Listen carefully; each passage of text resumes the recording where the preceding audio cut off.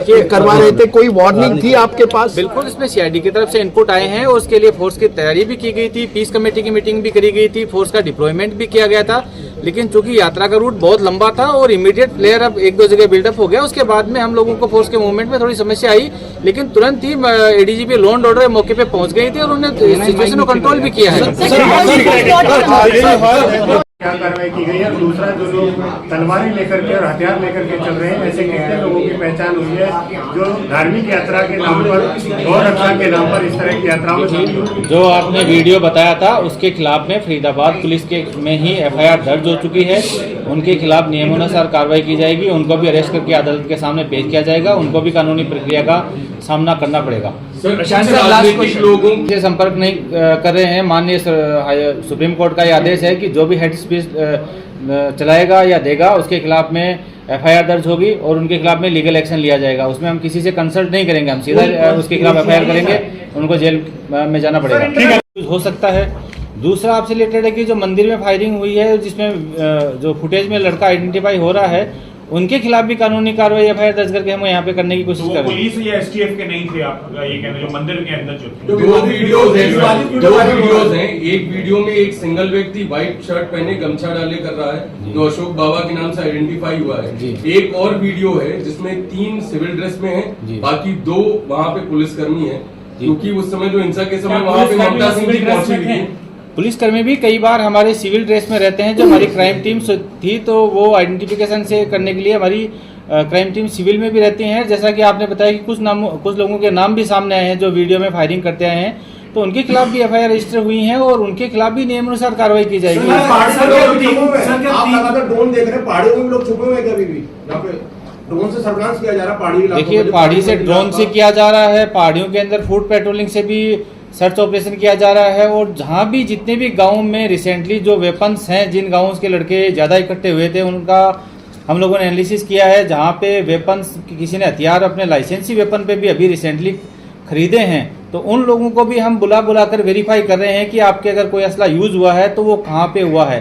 तो ये ड्राइव भी हमने पैरेलल स्टार्ट कर रखी है आर्म वेरिफिकेशन के लिए।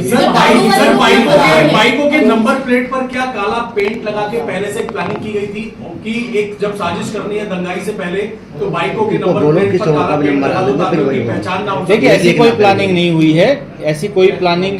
कुछ बाइकें होती हैं, आप कभी भी देख सकते हो, उसकी नंबर प्लेट डैमेज मिल जाएगी या नंबर प्लेट कुछ ऐसा काला पेंट कभी भी मिल जाएगा। ना सिर्फ इस वायलेंस के अंदर, आप नॉर्मल भी किसी बाइक को चेक कर रहे हो तो जो वायलेंस के अंदर जो बाइक्स का प्रयोग हुआ है उनमें से कुछ बाइकें रिकवर भी हुई हैं। पहाड़ी से क्या कुछ लोगों को पकड़ा भी गया है सर? बिल्कुल, पहाड़ी से भी अरेस्ट हुए हैं। सर, इंसिडेंट का आप बता रहे हैं कि आपको इनपुट्स थे, तो क्या वहां से अभी तक आपने किसी को अरेस्ट किया? तावड़ू से भी काफी लोग अरेस्ट किए गए हैं। नहीं, जहाँ पे डिमोलिश हुआ है नहीं, उस एरिया से कुछ लोगों को अरेस्ट किया गया है। जो इकट्ठा किया गया था, इस एंगल को भी हम वेरिफिकेशन कर रहे हैं। जो भी अक्यूज अरेस्टेड हैं, हम सारी डिटेल्स हैं इन्वेस्टिगेशन से रिलेटेड, वो एकदम से इस स्टेज पे मीडिया में रिवील नहीं कर सकते कि इससे अक्यूज को बेनिफिट मिल सकता है। जो पहला सवाल है आपका, आई एम श्योर पुलिस उसमें इन्वेस्टिगेशन कर रही है। पुलिस इन्वेस्टिगेशन के दौरान बहुत सारे लोगों को राउंड अप करती है और उन्होंने बहुत सारे व्यक्तियों को छोड़ा भी है। आई एम श्योर नरेंद्र जो है बहुत अच्छे से वो चीज़ बता पाएंगे। तो कुछ लोगों को जैसे हमने इनपुट आया था और लोकल लोगों ने पकड़ा करने के बाद में वेरीफाई भी किया है कि अगर जो लोग इन्वॉल्व नहीं थे, जिनको डिटेन किया गया है, उनसे प्रॉपर क्वेश्चनिंग की गई है, उनका डेटा एनालिसिस किया गया है और जो निर्दोष थे उनको छोड़ भी दिया गया है। और जहाँ तक बात है डिमोलिशन की और इनकी, तो जो भी प्रॉपर्टी किसी भी क्राइम में यूज होगी उसके खिलाफ नियमानुसार कार्रवाई ली जा रही है, उसमें कुछ भी नहीं है। 141 total have been arrest and retaining procedure is ongoing. Sir, एक इम्पोर्टेंट सवाल है, पर्टिकुलर कोई हम टारगेटिंग करके नहीं कर रहे हैं। जो भी वायलेंस के दौरान या वायलेंस से रिलेटेड कंटेंट शेयर करने वाले अकाउंट्स हैं, उनके हैंडलर्स को हम आइडेंटिफाई कर रहे हैं।